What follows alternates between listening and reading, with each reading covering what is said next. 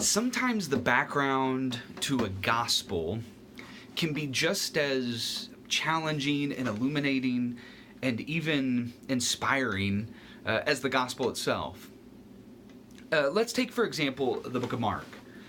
The book of Mark, church tradition tells us, was written by John Mark, who we see in Acts chapter 12, whose family owns an upper room where the Christians are able to go to and not just pray, but to even meet. And some scholars even believe that the upper room where Jesus and his disciples met for the Last Supper was John Mark's family's home.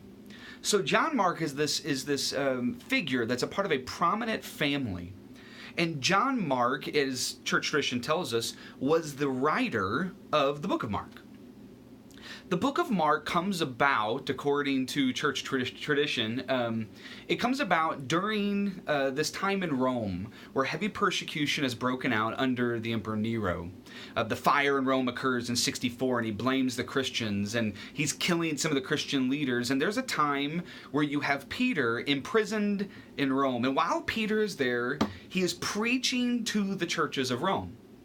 And while he is preaching, some of the people, knowing that Peter's death could be quite impending, some of the people come and they say, "Please, will you please allow us to write down your sermons into a book as a memorial to you, Peter?" And so John Mark, being the scribe of Peter at the time, was given permission to write down this book that we now have as the Gospel of Mark. Now here's why I find that interesting.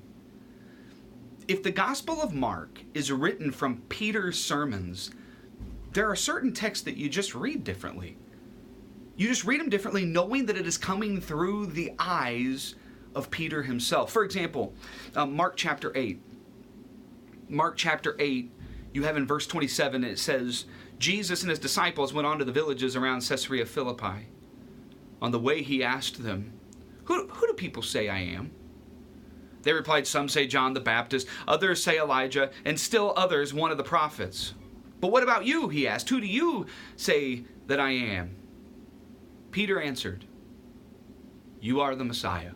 Now here's what's interesting. In Matthew's gospel, Jesus just goes crazy. He goes, "Peter, you're Simon, you are now right, and I will no longer call you Simon. I will now call you Peter, and on this rock I will build my church, and here are the keys to the kingdom, and this wasn't revealed to you by man, this was revealed to you by God." And Jesus goes on and on, doting Peter's confession. But in Mark's gospel, it just merely goes, Peter answered, "You are the Messiah." Verse 30, Jesus warned them not to tell anyone about him. And that's it. To which I go, why would, coming from Peter's mind, Peter's recollection, why would he be so terse? Why would he be so short in describing this powerful moment? Well, I think it's because of what happens next. Verse 31, Jesus then began to teach them that the Son of Man must suffer many things and be rejected by the elders, the chief priests, and the teachers of the law, and that he must be killed and after 3 days rise again. He spoke plainly about this. There was no guessing that this was a part of the Messiah's working. This was a part of the Messiah's mission. And yet, it says, and Peter took him aside and began to rebuke him. So there's a part of me that when I read this text, and I think about the differences between this text and Matthew's gospel, that I ask the question, why is it different? What would have been in Peter's mind causing him to recall this event so differently? And I think because, yes, it is an incredible moment where Peter gets it right and calls Jesus the Christ, but I think for Peter it is also one of those moments you just kind of wish you could forget. I mean, this is a moment where Peter takes aside the Lord of Lords, the King of Kings, the Son of Man, the Messiah, and rebukes him. Which prompts Jesus, it says in verse 33, to turn and look at the disciples and rebuke Peter. "Get behind me, Satan." Recounting that tale from Peter's perspective, I think would have been quite difficult. Kind of like Mark chapter 14, verse 66, where Peter disowns Jesus. And I almost kind of want to tell this I want to restate it as if it is Peter saying it, just so that we can get the full impact of what it is that is happening here in the Gospel of Mark, the emotion behind the sermon that Peter was preaching. Verse 66, while I was below in the courtyard, one of the servant girls of the high priest came by, and when she saw me warming myself up by the fire, she looked closely at me. I remember her eyes. You also were with the Nazarene Jesus, she said, but I denied it. I don't know or understand what you're talking about, I said. And then I went out the entryway just to try to avoid people. When the servant girl saw me there, she said again to those standing around, I'm telling you, this fellow's one of them. And again, I denied it. I said, get off. No, that's not true. After a little while, those standing near said to me, now surely you are one of them. I mean, you're a Galilean. And so I began to call down curses. And I swore to them, I don't know this man you're talking about. I don't know him. I never knew him. And immediately the rooster crowed the second time. And I remember the word Jesus had spoken to me.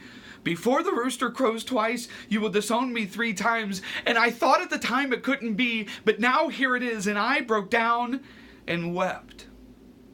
You see, when you know that the Gospel of Mark is written from the perspective of Peter, there are certain texts that hit a little harder.